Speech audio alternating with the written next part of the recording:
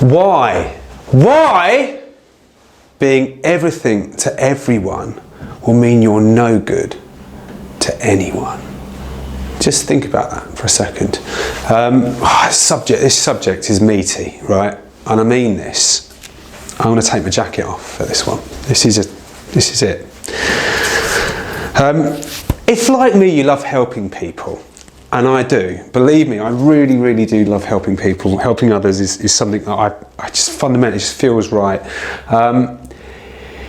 You end up wanting to please everyone. So you end up wanting to please everyone, right? So you end up being totally distracted all day, every day, away from doing what you're great at. So just think about this for a second. Here's your time. There's your time. 100% of your time. If I said to you, write down what your purpose is. Write down what your purpose is, right? When you say, what's your purpose? I mean the thing that really, it's emotion, it's logical, it's what you're here to do, right? The thing that you've got, your gift. Some people, it's about helping others. Some people, it's about, let's talk about general terms. Some people just have this ability to be able to transfer this and put it here. Some people have a logical mindset. Some people have an emotional intelligence level of skill. Everyone's got something. Everyone's got talents. Everyone's got gifts, and they're always unique. No one person is the same. No two people are the same. So you are one person. You have the strengths to find right now the things that you've got, the strengths that you've got. And what we end up doing all the time is we try and please everybody else. We try and use ourselves thinly. We cut wide, don't we? Instead of going deep in to the heart of what we're good at. And why I'm talking about this here is that if I take my example for many years, and if I look at the first part, which is when, let's say I opened the business in May 2012, I was doing valuations, I was doing marketing, I was doing administration, I was doing recruitment, I was doing HR stuff, I was doing systems and processes, I was doing office refurbs, I was doing everything, right? Get my drift. Then I had the relationships and all of the other stuff. I mean, I could stick another 10 things down here if I was really to think about it, but just to make the point, my strength was in conversation. If I take all of this away, just for a second, my strength early on in the business was very clear. It was to be in front of people in their house.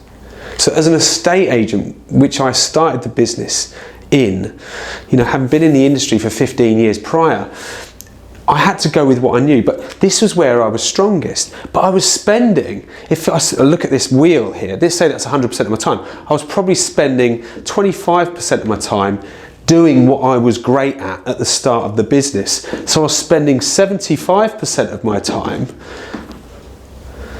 doing things that I wasn't so good at. Does that feel like you at the moment in your business? It's one of the things that I really encourage my clients to do is to find their niche, find the area that they're strongest at and play to it big time.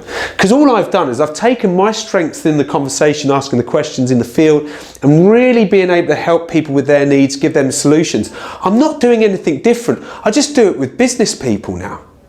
I do it for clients. I do it in the schools. All I do is I find people's needs and I give them solutions, right? So actually, this started for me there, but when I scaled this up, so it went from 25% of my time, right? Let's just, for argument's sake, let's say it went to 50% of my time. Guess what happened to the business? It started to go, let me just get the diagram. The business started to go like that. And guess what happened to my enjoyment of it? That went up too, because I wasn't doing the things that sapped my energy. I brought people into my team that were really good at marketing, really good at administration, really good at helping me with the recruitment and the HR process, really good at managing the systems and processes, really good at organising the office and making sure that the office was smooth and running. I started to give more away and take less time doing all of those things. I started to manage that time back, right? So I took that time that I was giving away and put it in, and I injected it into the things that I was good at. So I started to have more conversations. As I was having more conversations, next thing you know, I'm spending 75% of my time doing what's great. We were then at 740 turnover in 3 years. From a standing start. From a standing start. Over 40% net profits going forward. We took it. I started to develop somebody in this area, right? So they started to replace some of my time in that field. This is all I've done. And this guy started to spend his 100% of his time doing what he was good at, because he was exactly like me on these conversions and conversations and appointments. So I then moved myself again to the next level. Next thing you know, I've got 95% of my time doing what I'm good at. What happened to my feelings about my business? What happened to the fun I was having? What happened to the guy that I was developing, right? So this guy has come in as a senior negotiator. He's now a director of the company, and I've given him shares in 2 of my businesses. All because I managed my time right. I invested my time into the area that I'm strongest in. When you're in business, it doesn't mean you have to do the accounts, do the payroll, do the marketing, doing the leaflets, doing this, doing that. Just because it might be easy for you to do it, and what I mean by that, and when I say easy, actually, because of tasks, you can sound like you're busy, right? I'm a busy guy, I'm a really busy business owner, I haven't got time. You have, and if you haven't got time, you need to talk to me. If you feel you haven't got time, you need my advice. Because you've got plenty of time to do what you're great at. So I've scaled this model up, right? I've moved around this wheel. I just get myself more time back, and my area of influence is going down and into the smallest denominator, right?